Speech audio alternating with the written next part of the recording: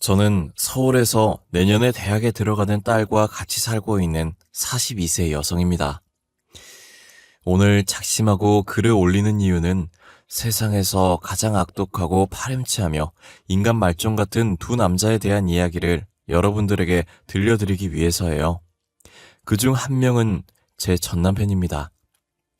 그 인간들 때문에 저는 가정이 파탄이 나버렸고 말할 수 없이 큰 정신적인 충격을 받았어요.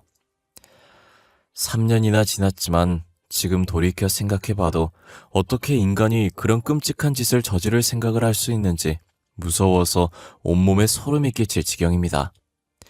제 사연을 듣고 나면 여러분들도 치가 떨릴 정도로 분한 마음이 들 거라고 생각합니다. 결혼 전에는 전혀 몰랐지만 전 남편이 어떤 인간인지 알게 되면서 그 인간과 같이 사는 동안 늘 무서워서 두려움에 떨어야 했죠. 악마와 동거를 해도 이보다는 나을 거란 생각이 들 정도로 하루하루가 지옥 같은 삶이었습니다. 그럼 이제 인간 말종 같은 두 남자로 인해 비참했던 제 결혼 생활 이야기 해보겠습니다. 저는 대학에 들어가서 가입한 동아리에서 남편을 만나게 되었어요. 아직 철이 없던 신입생 시절 저는 한 해 선배인 남편을 보고 첫눈에 반하고 말았어요. 이유는 훤칠한 키에 잘생긴 외모 때문이었습니다. 40을 넘긴 지금이야 남자든 여자든 외모보다는 심성이 착하고 고와야 한다고 생각하지만 20살 어린 나이에 잘생긴 외모는 제 마음을 대번에 사로잡았어요. 동아리 모임이 있을 때면 아무리 중요한 일이 있어도 꼭 참석했는데 모두 남편의 얼굴을 보기 위해서였죠. 그렇게 1년 정도 혼자 짝사랑했지만 고백은 엄두도 내지 못하고 소가리만 하고 있었는데 2학년이 되어서 남편과 가까워지는 결정적인 사건이 터졌습니다. 서로 연인 관계가 되어서 교제를 시작하기도 전에 깊은 관계를 맺고 말았던 거예요. 여름방학이 시작되자 2박 3일 일정을 잡고 설악산으로 동아리 단합대회를 가게 되었어요. 이틀째 되던 날 다른 선후배는 야간 산행을 떠났는데 전 이상하게 몸살 기운이 있어서 숙소에 남아 있었어요. 그런데 얼마 뒤에 남편이 혼자 숙소로 돌아왔어요. 정민 선배, 왜 혼자 돌아왔어요? 산을 타다가 재수없게 발목을 접질렀어. 어머, 괜찮아요? 어디 봐요. 괜찮아. 찜질하고 쉬면 나을 거야. 걱정하지 마. 저는 남편을 위해서 냉장고에 있는 얼음을 꺼내 냉찜질을 해주었습니다. 그리고 청춘 남녀가 단둘만 숙소에 있으니 분위기가 묘해졌습니다. 분위기에 휩쓸려 선배와 하룻밤까지 보내고 말았습니다. 처음부터 저는 남편에게 호감이 있었지만 그렇게 빨리 사랑을 나누게 될 줄은 꿈에도 몰랐어요. 하지만 그 일을 계기로 남편과 저는 동아리에서 인정하는 공식 커플이 되었으니 소원을 이룬 셈이었죠. 그런데 한 달 뒤에 몸이 뭔가 이상하고 찜찜한 생각이 들어서 임신 테스트를 해봤는데 아니나 다를까 양성 반응이 나오고 말았어요.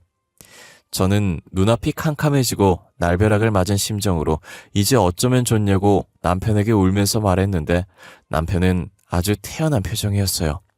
뭘 어떻게 해? 같이 살아야지. 우리 어차피 결혼할 거 아냐? 그렇기는 한데 이게 뭐야. 대학 졸업도 안 했는데 애가 생기다니 어떡해. 어차피 생길 애잖아. 원래 애는 빨리 나와서 후딱 키우는 거라고 하더라고. 아니 선배, 지금 남 이야기 하는 거야? 결혼만 하면 무슨 수가 생겨? 우리 둘 다 학생인데 애를 어떻게 키울 거냐 말이야. 사람이 죽으란 법은 없거든. 걱정하지 마. 다 방법이 생기겠지. 걱정이 늘어진 저와는 반대로 남편은 뭐가 그리 좋은지 싱글벙글 천하태평이었어요. 그래도 자기가 저지른 행동을 피하지 않고 당당하게 책임을 지겠다는 남편을 보니 이 남자라면 평생 같이 살아도 되겠다는 믿음이 갔어요. 얼마 뒤에 저는 인사를 드리러 시댁에 갔습니다. 혼전 임신을 아는 시아버지는 제가 인사를 드려도 얼굴을 휙 돌려버리셨어요. 그리고 남편에게 짜증을 내시는 겁니다. 호적의 잉크도 안 마른 놈이 어디서 못된 것만 배워서 애부터 만들어? 아주 잘하는 짓이다. 시아버지의 말에 저는 부끄러워 얼굴이 달아올라 고개를 숙였는데 시어머니가 나섰습니다.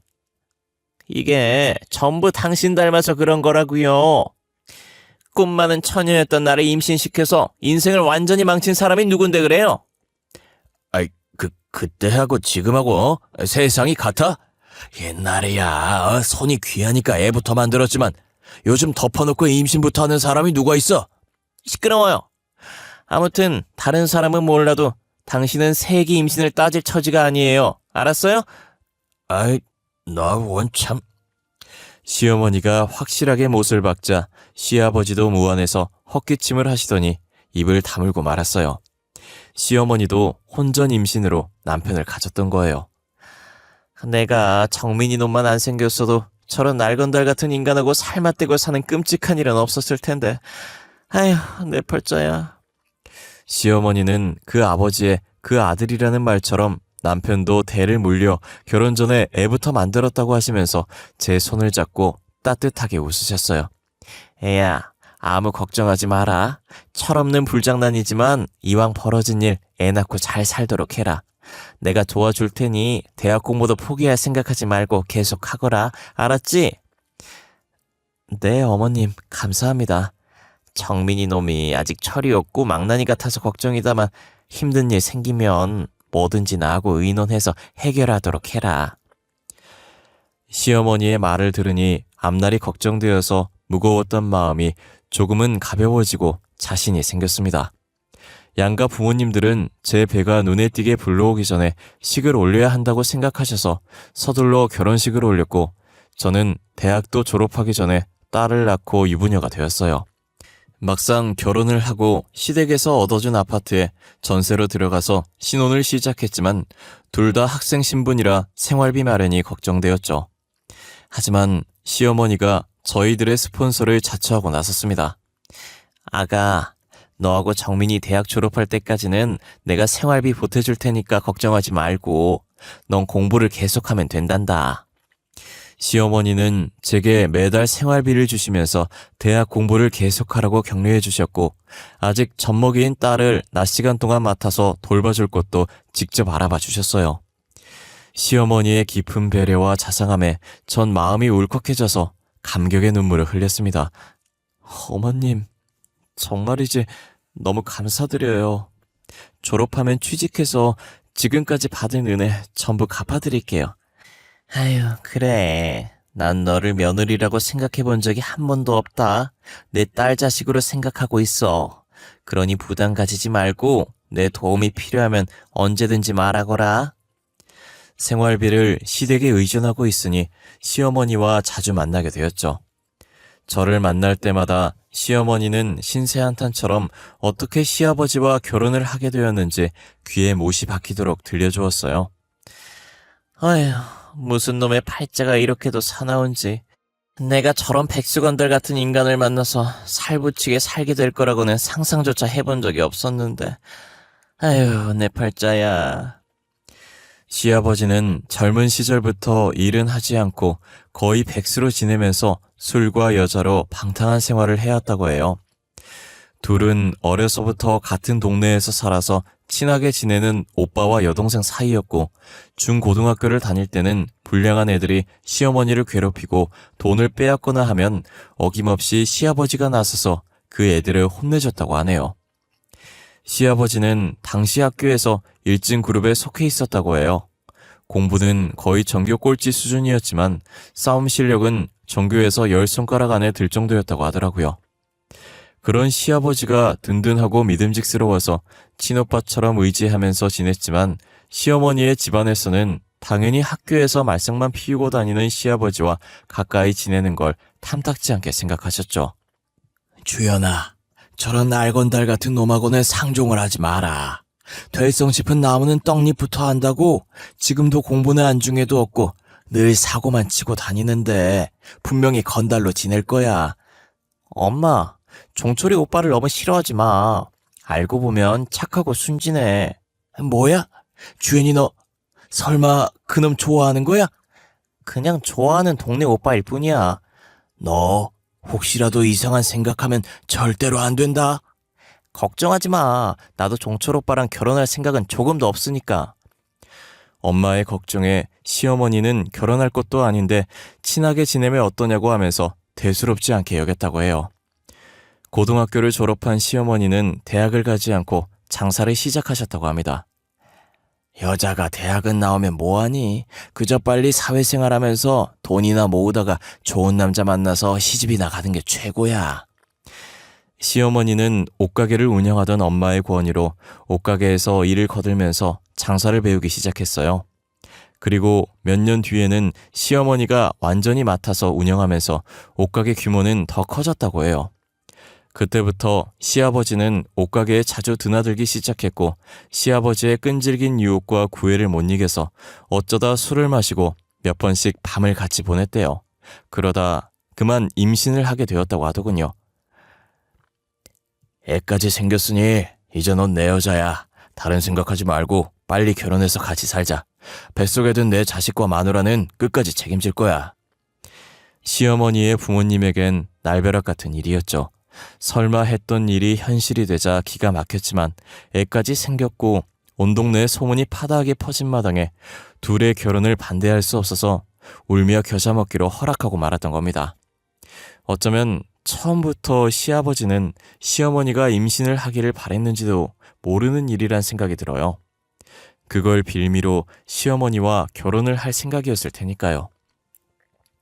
시아버지는 결혼 후에도 일을 해서 가족의 생계를 책임질 생각은 눈꼽만큼도 하지 않고 친구들과 어울려 방탕한 생활을 이어나갔고 생계는 옷가게를 운영하던 시어머니가 전적으로 책임져야 했죠.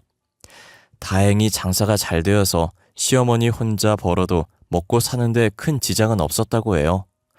어쩌다 시아버지 같은 한량을 만나서 고생을 해왔지만 시어머니는 억척 같았고 생활력이 강한 여성이었어요. 생계를 전적으로 의존하다 보니 돈 문제가 나오면 시아버지는 큰 소리를 치다가도 꼬리를 내려야 했죠. 그리고 제게는 남편보다 더 든든한 지원군이었어요. 애 때문에 힘든 상황이 생기면 장사를 하느라 바쁜 와중에도 선뜻 딸을 맡아서 봐주셨어요. 제가 염치불구하고 딸을 맡기러 가게로 갈 때면 시어머니는 늘 웃으며 맞아주셨습니다. 안 그래도 우리 소영이가 보고 싶었는데 내 마음을 어떻게 알고 데리고 왔니? 자, 이거 얼마 안 되지만 용돈에 보태 써라. 어머니, 늘 이러시면 제가 너무 미안해요. 괜찮아. 엄마가 딸한테 용돈 좀 주는 게 무슨 대수니? 대신에 정민이 놈한테는 비밀이다. 알았지? 이렇게 저를 친엄마보다 더 살갑게 보살펴 주셨습니다. 시어머니의 전적인 후원으로 무사히 대학을 졸업하고 워킹맘이 일하기에 괜찮은 직장에 취직이 되었지만 남편이 문제였죠. 영 취직을 할 생각을 하지 않는 거예요. 여보, 대학 졸업한 지 1년이 넘었어. 언제까지 백수로 지낼 거야? 나도 다 생각이 있으니까 보채지 마. 요즘 직장 구하는 게 쉬운 일이 아니잖아. 기다려봐. 눈여겨봐둔 곳 지금 준비하고 있으니까. 좋아. 그럼 알바라도 하면서 취업 준비해. 당신은 이제 딸 자식이 있는 가장이란 말이야. 직장 다니면서 돈 좀 번다고 유세 떨면서 돈 문제로 바가지 긁을 거야? 나도 준비하고 있다고 했잖아. 하지만 남편이 말과는 다르게 매일같이 친구들과 어울려서 술을 마시거나 PC방이나 당구장에 모여서 허송세월을 한다는 걸 저는 잘 알고 있었어요. 그러니 무능하기는 시아버지를 꼭 닮은 남편 때문에 저희들은 수시로 말다툼을 하게 되었죠. 어떤 날은 밤새도록 술을 마시고 외박을 하기도 했어요. 저는 도저히 참을 수 없어서 짐을 싸들고 시댁으로 달려갔습니다. 남들은 친정으로 갔겠지만 제게는 시어머니가 친정엄마보다 편한 정신적 지주였어요. 아니 애야, 무슨 일이 있었길래 짐을 싸들고 왔어? 어머님, 그이가 외박을 했어요. 저도 이제 못 참겠어요. 뭐야? 이런 미친놈 같으니 내가 홍구멍을 단단히 내주마. 시어머니는 바로 남편을 불러서 호통을 치면서 쥐잡듯이 닥달을 했고 남편은 고양이 앞에 쥐처럼 꼼짝 못하고 잘못했다고 빌었고 다시는 외박을 하지 않겠다는 각서를 썼습니다. 남편과 불화가 생기면 시어머니는 언제나 제 편을 들어주셨어요. 그런데 얼마 후에 남편이 제게 숨기고 있던 비밀을 알게 되었어요. 남편이 저 몰래 1,000만 원을 대출받아서 스포츠 도박으로 탕진해버린 겁니다. 당신 뭐 하자는 거야? 백수 주제에 빚을 내서 도박을 해? 말이 된다고 생각해? 그게 심심풀이로 하다가 그만. 앞으로 안 할게. 그러면 되잖아. 남편은 미안한 기색도 없이 변명을 늘어놓았고 저는 화가 치밀어서 시어머니에게 달려갔습니다. 사정을 들은 시어머니도 머리끝까지 화를 내셨어요. 이런 천하의 못된 놈 같으니 놀고 먹으면서 마누라한테 얹혀 사는 주제에 몰래 빚을 내서 도박을 해? 엄마, 그런 게 아니야. 곧 취직해서 다 갚을 거라니까. 시끄러워. 뭘 잘했다고 변명을 늘어놓는 거야? 당장 일자리 잡아서 빚을 갚든지 나하고 모자 관계 끊고 의절하든지 양자택일해. 뭐? 의절이라니. 엄마, 말이 너무 심하잖아. 이 녀석이 지금 내가 농담하는 줄 알아? 시어머니의 단호한 태도에 기가 질린 남편은 눈물까지 보이면서 백수생활 청산을 단단히 약속했어요. 그리고 며칠 뒤에 선배의 소개로 오토바이 배달 일을 시작했습니다. 힘들어. 다리 아파 죽겠네. 대학까지 나와서 이 짓을 해야 해? 남편은 일을 마치고 집에 오면 힘들어 죽을 지경이니 시어머니에게 말해서 일 좀 그만하게 해달라고 사정을 했지만 저는 못 들은 척했죠. 정 일하기 싫으면 직접 찾아가서 말씀드려. 그랬다가는 엄마한테 맞아 죽어. 그럼 입은 꾹 다무시고 계속 일하세요. 운동도 되고 얼마나 좋아. 진짜. 당신은 내가 골병 들어서 죽으면 좋아? 남편은 날마다 징징거렸지만 시어머니가 무서워서 감히 일을 그만두지 못했어요. 가장이 마음 잡고 일을 하니 이제야 집안이 제대로 돌아가는 것 같았어요. 남들처럼 평범한 일상을 보내는 사이에 딸아이도 탈없이 쑥쑥 자라서 고등학교 진학을 눈앞에 두게 되었죠. 그때 날벼락 같은 일이 찾아왔어요. 시어머니가 치매 진단을 받은 겁니다. 얼마 전부터 이상 행동을 하던 시어머니가 걱정이 되었어요. 늘 다니던 곳에서도 길을 잃어버리기도 하고 제가 묻는 말에 앞뒤가 전혀 맞지 않는 동문서답을 하기도 했어요. 그래서 병원으로 모시고 가서 검사를 받았는데 치매 초기라고 하더라고요. 그때부터 저는 치매에 좋다는 약을 백방으로 수소문했고 다니던 직장도 그만두고 옆에 붙어서 시어머니를 보살펴드리기 시작했어요. 하지만 시간이 지나면서 시어머니의 치매 증상은 점점 심해졌습니다. 이년아, 아직 밥도 안 차리고 뭐하고 있는 거야? 어서 밥 가져와. 어머니, 방금 전에 식사하셨잖아요. 누가 밥을 먹어? 난 안 먹었다. 네가 먹었지? 내 밥을 네가 다 먹었지? 어머니, 제발 이러지 마세요.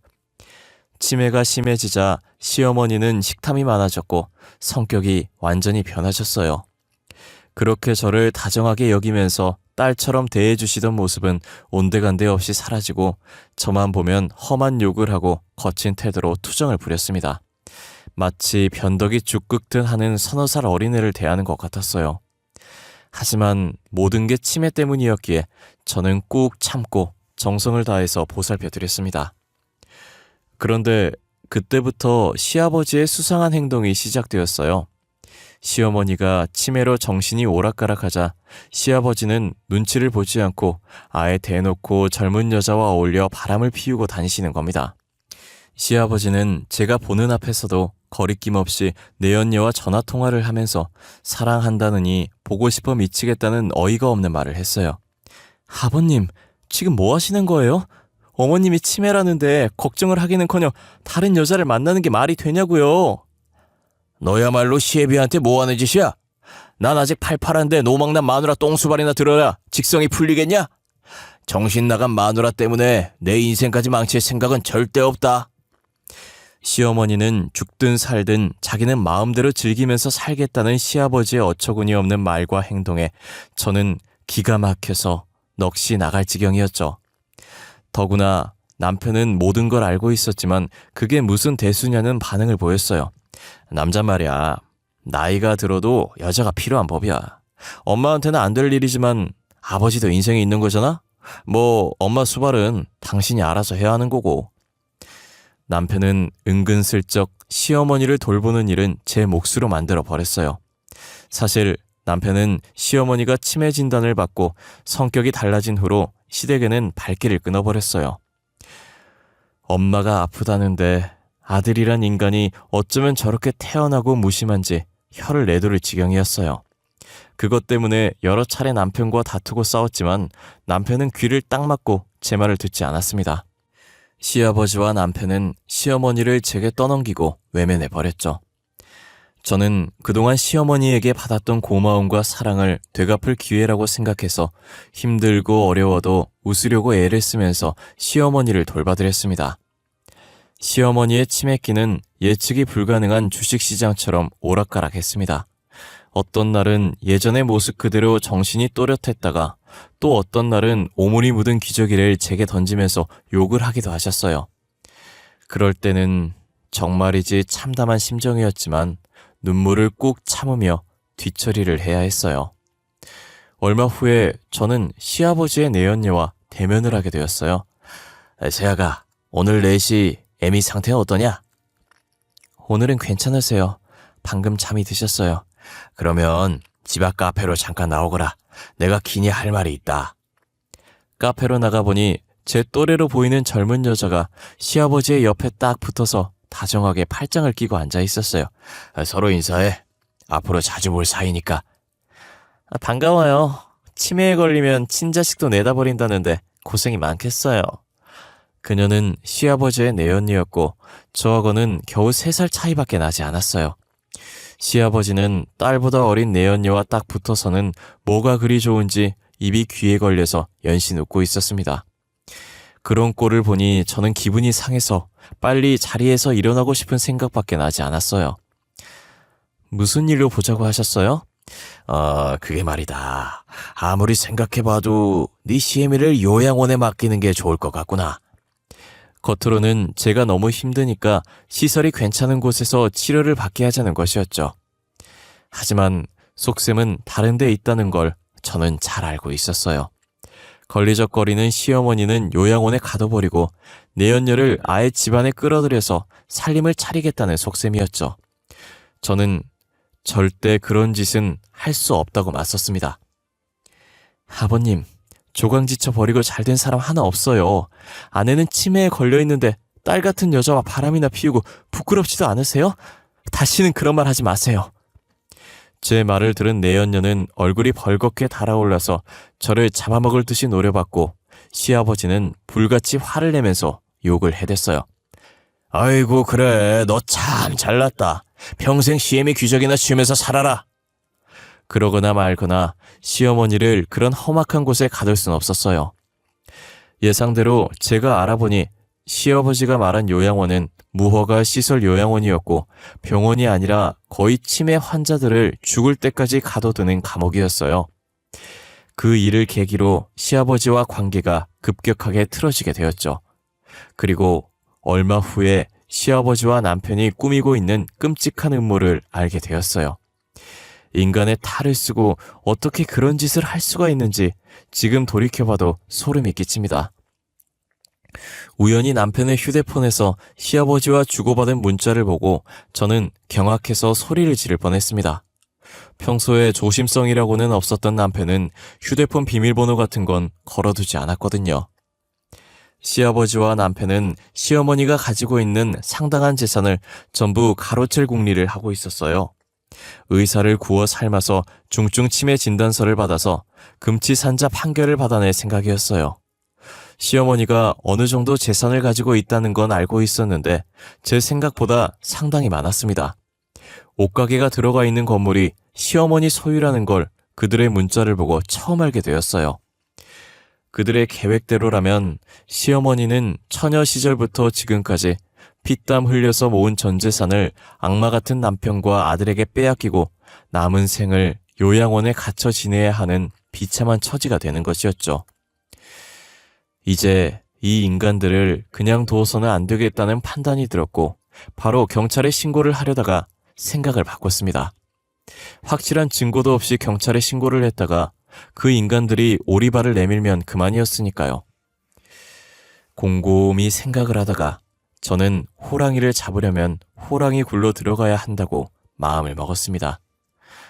여보, 아무래도 안 되겠어. 어머니 요양원에 모시자. 뭐? 죽어도 안 된다고 반대하더니 당신이 웬일이야? 나도 사람이야. 노망든 노인네 수발된 지 벌써 3년이 넘었다고. 김병에 효자 없듯이. 나도 지쳐. 그래, 바로 그거야. 당신이 정말 잘 생각했어. 내가 아버지한테 말할게. 남편은 제가 생각이 달라지자 좋아라 하면서 바로 시아버지에게 달려갔습니다. 하지만 시아버지는 뭔가 미심쩍은 눈빛으로 저를 쳐다봤습니다. 아버님, 제가 생각이 짧았어요. 이제부터라도 요양원에서 치료를 받는 게 어머님한테도 도움이 될 것 같아요. 그리고 아버님한테도 좋은 일이고요. 나한테 좋다니, 그게 무슨 소리냐? 아버님, 저도 다 알아요. 어머님이 가진 재산이 상당하잖아요. 이제 아버님이 가지셔야죠. 사람보다는 돈이 중요하죠. 그래. 치매로 정신이 온전치도 못한 할망구 때문에 우리들 인생을 종칠 수는 없잖아. 야, 이제야 너하고 말이 통하는구나. 시아버지도 제가 한편이 되었다고 마음을 놓았어요. 며칠 후에 시어머니는 감옥 같은 더러운 요양원에 입원을 하게 되었습니다. 시어머니는 불안한 눈빛으로 저를 쳐다보았지만 저는 외면하면서 속으로 어머님 조금만 참으세요. 제가 저 인간들 피눈물이 쏙 빠지도록 해줄게요 하고 단단히 다짐했습니다. 남편과 시아버지 그리고 내연녀는 시어머니 재산을 가로채려는 작전 회의를 했고 모든 걸 내연녀가 주도했어요. 가만히 보니 이 더러운 계획은 내연녀의 머릿속에서 나온 것 같았습니다. 저는 속이 뒤틀렸지만 애써 웃으면서 내연녀를 어머님이라고 부르면서 살갑게 대했어요. 어머나, 어머님이 뭐야. 그냥 언니라고 불러. 저를 경계하던 내연녀도 물 만난 고기처럼 모든 걸 까발렸고 저는 그들의 대화를 몰래 녹음해 두었어요. 드디어 그들의 계획을 실행에 옮기는 날이 되었습니다. 시아버지 내연녀와 그 인간들은 준비한 서류를 들고 와서 정신이 오락가락하는 시어머니에게 지장을 찍으라고 막무가내로 윽박질렀어요. 지장을 찍으면 밥을 주겠다는 시아버지의 말에 해맑게 웃으면서 지장을 찍으려는 순간 제가 변호사와 경찰을 대동하고 병실에 나타났습니다. 경찰들은 시아버지와 남편 그리고 내연녀를 사기와 공갈 그리고 특수감금죄로 체포했어요. 아니 이게 뭐야? 여보, 당신 미쳤어? 뭐라고 말 좀 해봐.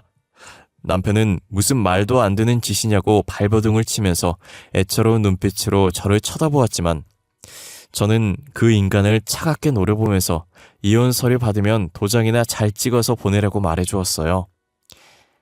네가 나한테 이런 짓을 하고도 무사할 것 같아? 어디 두고 보자. 내가 널 가만두지 않을 거야. 시아버지는 경찰에게 연행되면서도 끝까지 제게 악담을 퍼부었어요. 시아버지의 내연녀는 남편이 자주 가는 술집 여주인으로 바람을 피우다가 이혼당한 전력이 있는 여자였어요. 남편을 통해서 시어머니에게 상당한 재산이 있다는 말을 듣고 남편과 짜고 돈에 눈이 멀어서 시아버지를 홀렸던 거죠.